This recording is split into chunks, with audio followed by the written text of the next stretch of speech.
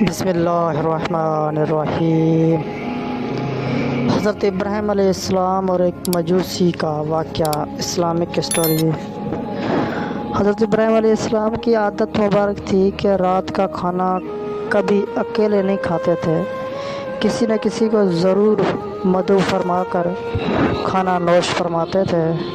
ایک رات حسب عادت آپ کسی مہمان کا انتظار کر رہے تھے کہ کسی نے دروازے پر دستک دی۔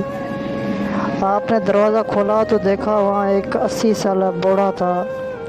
اس نے کہا کہ مجھے کچھ کھانے کو دے دو، مجھے بے حد بھوک لگی ہے۔ حضرت ابراہیم علیہ السلام نے خوش ہو کر فرمایا مرحبا مرحبا۔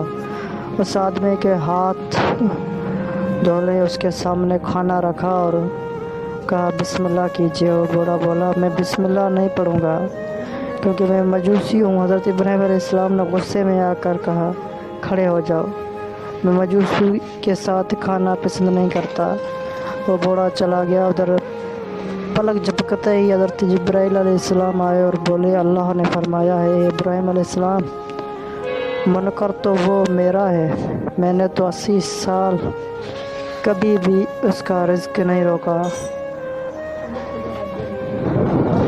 80 سال سے وہ میری نافرمانی کر رہا ہے، مجھے نہیں مانتا، مجھ پر ایمان نہیں لاتا، لیکن اس کے باوجود 80 سالوں میں نے کبھی ایک دن بھی اس کو بھوکا نہیں سلایا۔ حضرت ابراہیم علیہ السلام یہ سنتے ہی اس مجوسی کے پیچھے دوڑے، تھوڑے دوڑ گئے تو دور گئے تو وہ مل گیا۔ آپ علیہ السلام نے فرمایا اے اللہ کے بندے، مجھے معاف کر دو اور میرے ساتھ چل کر کھانا کھا لو،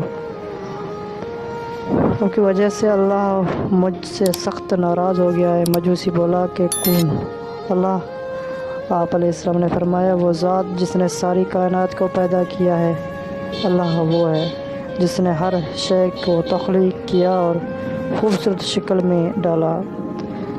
اللہ وہ ہے جو تمام مخلوقات کو رزق دیتا ہے، جس نے تجھے اور مجھے اب تک زندہ رکھا ہوا ہے۔ مجوسی حضرت ابراہیم علیہ السلام کی یہ بات سن کر رونے لگا اور بولا کیا کہنے اے تیرے رب کے، اللہ کے بندے، تیرے رب کا تو اخلاق بہت اعلیٰ ہے اور عظیم ہے، میں اتنے پیارے کرنے والے عظیم رب پر ایمان لاتا ہوں۔ چنانچہ اس نے کلمہ پڑھا اور اللہ پر ایمان لے آیا۔ عزیز دوستو، ہمیں نفرت گنہگار سے نہیں بلکہ اس کے گناہ سے کرنا چاہیے۔ جو کوئی بھی انسان کسی گناہ میں مبتلا ہو، ہمیں اس سے نفرت نہیں کرنی چاہیے بلکہ اس کے لیے ہدایت کی دعا کرنی چاہیے۔ اللہ ہم سب کو سمجھنے اور نیک اعمال کرنے کی توفیق عطا فرمائے، آمین یا رب العالمین۔